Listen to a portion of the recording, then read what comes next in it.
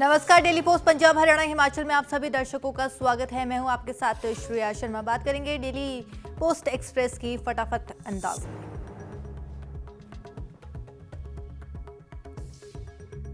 संसद के शीतकालीन सत्र का आज 17वां दिन। केंद्रीय कानूनी मंत्री अर्जुन राम मेघवाल ने लोकसभा के पटल पर एक देश एक चुनाव के लिए 129वां संविधान संशोधन बिल पेश किया। मेघवाल ने केंद्र शासित प्रदेशों से जुड़े 3 कानूनों में भी संशोधन को बिल भी पेश किया। इसमें the government of union territories act 1963, the government of national capital territory of Delhi 1991 और the Jammu and Kashmir reorganisation act 2019 शामिल है।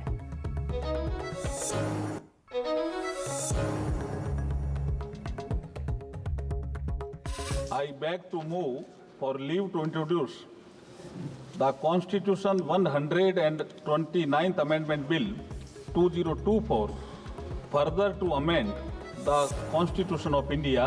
ये आइटम नंबर 18 में है और आइटम नंबर 19 में जैसे आपने कहा, honourable speaker sir, with your permission I wish to move for leave to introduce the union territories laws amendment bill 2024, further to amend the Government of Union Territories Act 1963, the Government of National Capital Territory of Delhi Act 1991 and the Jammu and Kashmir Reorganization Act 2019। ये मैं आपकी अनुमति से आपसे leave मांग रहा हूँ। मैं शिवसेना और हमारे नेता एकनाथ शिंदे जी की तरफ से इस बिल का पूरी तरीके से समर्थन करता हूँ और आज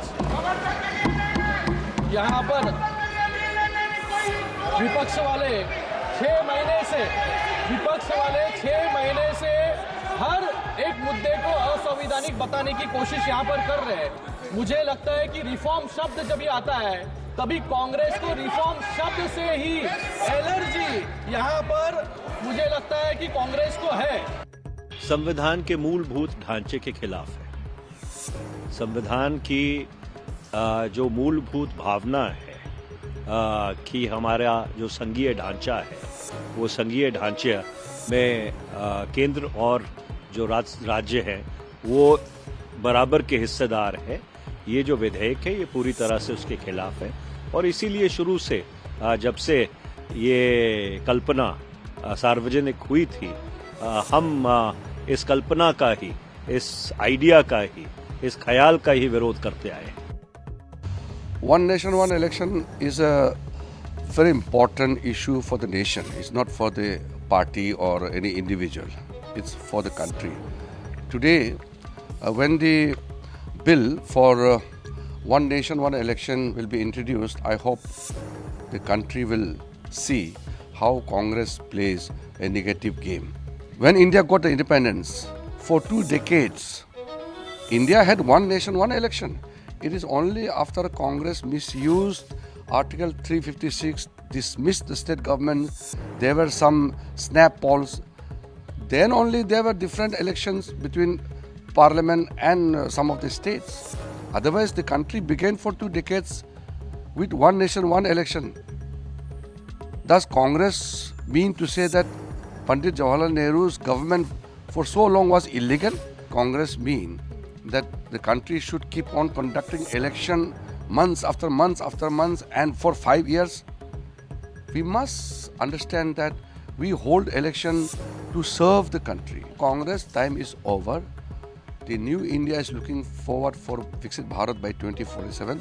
So Congress should not come in the way of developed India by 2047. Country needs one election and one nation। बिल्कुल ध्यान भटकाने वाली बातें हैं।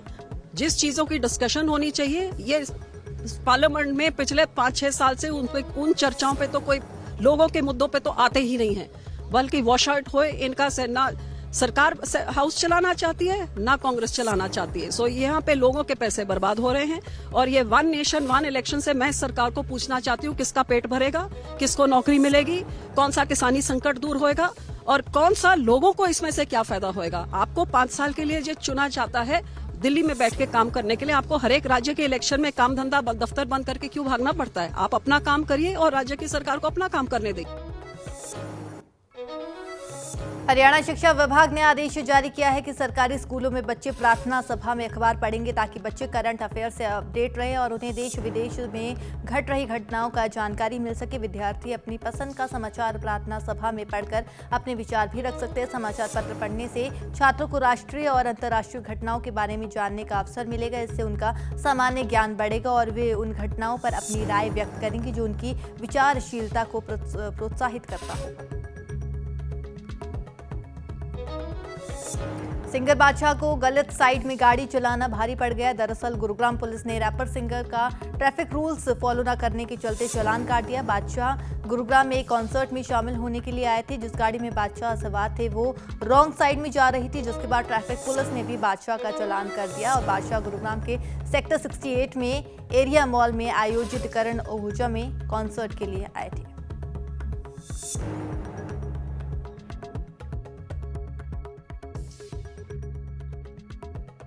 गुरुग्राम पुलिस को कल एक सूचना मिली थी कि 3 गाड़ियाँ थी जो कि सोना रोड पर एक इवेंट था, कोई म्यूजिक इवेंट था। तो उस इवेंट में जाने के लिए उन गाड़ियों के द्वारा गलत दिशा का प्रयोग किया है, रॉन्ग साइड में उनके द्वारा गाड़ी चलेगी, जिस पर गुरुग्राम पुलिस के द्वारा कार्रवाई करते हुए जो 3 गाड़ियाँ थी उनमें से एक के ऊपर नंबर प्लेट थी, तो जिसके आधार पर गुरुग्राम पुलिस के द्वारा उसका करीब 15,000 रुपये का चालान रॉन्ग साइड में और खतरनाक ड्राइविंग के चलते हुए किया गया है।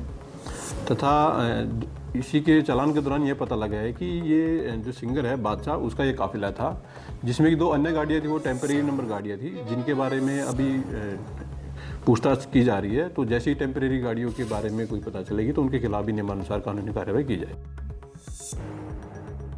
देहरादून में सीनियर कांग्रेसी नेता और प्रॉपर्टी डीलर राजीव जैन के घर पर ईडी की टीम ने छापा मारा है। ईडी की टीम केंद्रीय सुरक्षा एजेंसी CISF के साथ 18 गाड़ियों में कांग्रेस नेता के घर पर पहुंची थी। वहां 5 बजे से ही सर्च ऑपरेशन शुरू कर दिए जाने की जानकारी सामने आई है। इस कार्रवाई ने देहरादून में राजनीतिक हलचल को भी तेज कर दिया है। हालांकि अभी तक इस मामले में केंद्रीय जांच एजेंसी की ओर से कोई जानकारी नहीं दी गई है।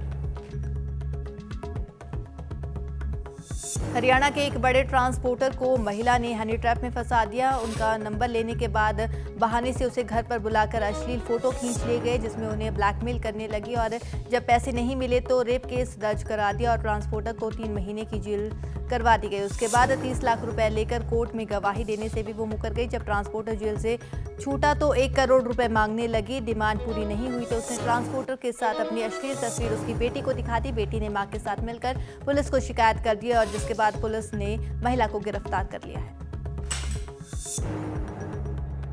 ये बालगढ़ थाना क्षेत्र की रहने वाली एक महिला ने मुकदमा दर्ज कराया था। उसने शिकायत की भाई एक महिला उसके पति को हनी ट्रैप में फंसा रही है। पहले कई बार शिकायत दे चुकी है, उसके मुकदमा दर्ज करवा चुकी है और फिर पैसे वगैरह लेके फैसला कर लेती है। उसकी शिकायत पे हमने मामला दर्ज कर दिया। मामले में छानबीन की गई। जो उपरोक्त आरोपी जो महिला थी उसको अरेस्ट कर लिया है। कोर्ट में पेश करके आगे कार्रवाई जारी है। हरियाणा के महेंद्रगढ़ में बिजली चोरी रोकने गई टीम पर गांव के दबंगों ने हमला कर दिया। इस हमले में बिजली विभाग के 7 कर्मियों को गंभीर चोटें आई है। कर्मचारियों ने दबंगों के खिलाफ पुलिस में भी मामला दर्ज करवाया है। गांव वालों ने लाठी डंडों से हमला किया जिसमें जेई समेत 4 कर्मचारियों को चोटें आई है। इसके साथ ही गाड़ी के शीशे भी तोड़ दिए गए। वीडियो बना रहे लाइनमैन का मोबाइल भी छीन लिया गया। आरोपियों ने धमकी दी है कि अगर दोबारा चेकिंग करने आए तो बुरा हाल कर देंगे।